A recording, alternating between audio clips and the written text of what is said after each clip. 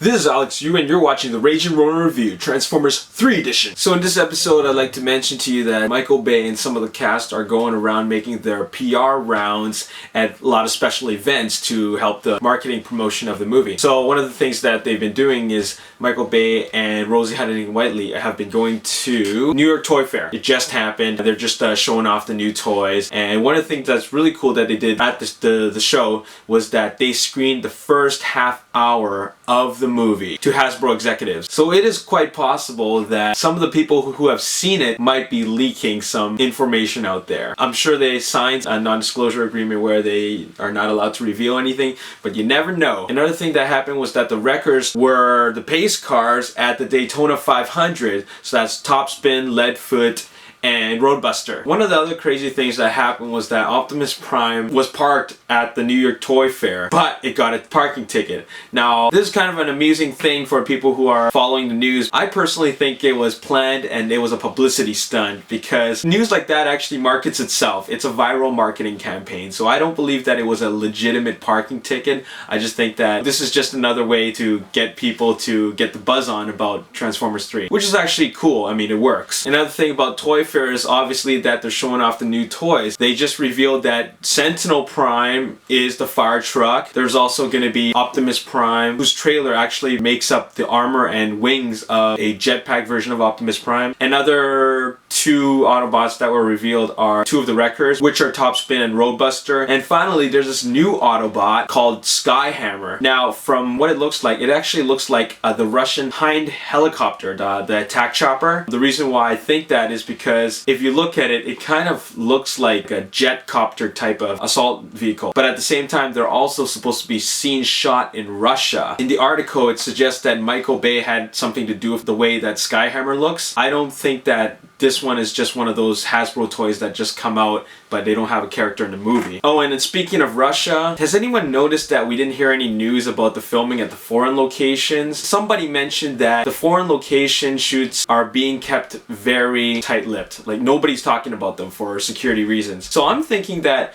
maybe with Michael Bay doing all the publicity rounds at the Daytona 500 and the New York Toy Fair, I think that all those scenes with the in the foreign locations are actually done by second unit. It's just going to be like helicopters flying around with cameras on them, camera cranes, and not like a whole bunch of scenes with the actors in them. And if they're going to be actors in those scenes, they have probably been filmed stateside, but all the big, like any battle scenes that are done in foreign locations, they won't have any actors in them. Oh, and can someone explain to me what in the heck is Blitzwing doing in the third movie? Because this photo has popped up on the internet. I'm going to have to call bullshit because the design looks kind of boxy and looks like fan art. It's a really good job. I would really love to see Blitzwing, but I call bullshit. It's a very good job, actually. People know it's Blitzwing because you see the wings and the tank treads on the back of the robot. But once again, like I said, the design is too boxy and it doesn't look like a Michael Bay thing. Because of that, it's bullshit. And finally, the new news that I have for you is this Daytona 500 TV spot for Transformers Dark of the Moon. I'm actually going to watch it right now and give you a reaction shot.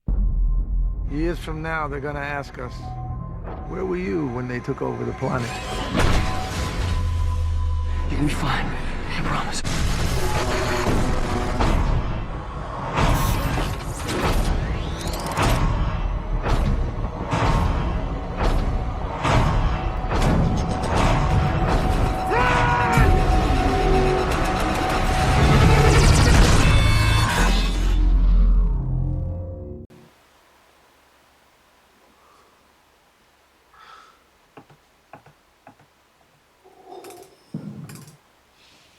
Okay, I just saw the Daytona 500 version of the TV spot. Couple of cool scenes. The most dominant scene was Bumblebee transforming and his giant mech tech weapon comes out from the top, and it also features the Wreckers, but they don't transform or anything. It's still a very cool spot. Now, I didn't get as big as a reaction as I did from the Super Bowl TV spot because I've seen a lot of those scenes. However, some of those scenes just made it very surprising, like that Bumblebee scene. One of the things that I noticed, they have this mech tech thing, this giant big ass weapon is like a gun or arm cannon. I always thought that was just a toy thing, like something that was made for the toy, but apparently it's going to be featured in the movie. Like the characters will all have these giant weapons, and I think that has something to do with Dylan's character played by Patrick Dempsey. He probably constructs these weapons for them to help fight the Decepticons. Now for every episode I'm going to do something new and different now. First of all, I'd like to answer a couple questions that you submitted, because I've been getting a lot of questions and a lot of the same questions every single time. So I'm going to start answering questions. Another thing I'm going to do is that the whole Rage and Ronin review is a very geeky thing. Everybody is a geek. Everybody knows that. I'd like to feature the geeky girl of the video. So today's geeky girl of the week is this girl. Well, I don't know who she is, but she's dressed up like Quorra from Tron, and I thought that was really cool to feature her. Now for today's round of questions, there was 2 big questions. Well, actually 3 big questions that people ask me all the time, and that is, why are you so cool and how do you do it?